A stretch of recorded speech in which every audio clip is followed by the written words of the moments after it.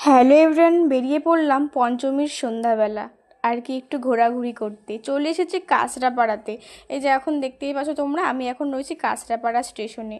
কত দিন পর আমি আসলাম কাঁচরাপাড়া, তাই ভাবছি স্টেশনের পাশেই এই প্যান্ডেলটা হয়। মনে পড়ে গেল অনেক পুরনো স্মৃতি। কলেজে পড়াকালীন বান্ধবীদের সঙ্গে এসেছিলাম এই প্যান্ডেলটা দেখতে, সেই 2-3 বছর আগের কথা বলছি তোমাদেরকে। খুব সুন্দর হয়েছে প্যান্ডেলটা, আর এত সুন্দর লাগছিল, মানে পুজো হয়ে বেরিয়েছি, খুব খুব সুন্দর লাগছিল, খুব মজার লাগছিল। আর এখানে আমার পছন্দ হলো, বোনের জন্য চুড়ি আর ক্লিপ নিলাম, তারপরে ঢুকলাম কাঁচরাপাড়া মার্কেটে। এখান থেকে মায়ের জন্য একটা শাড়ি নিয়েছি। তো তারপরে চলে গেলাম খাওয়া দাওয়া করতে।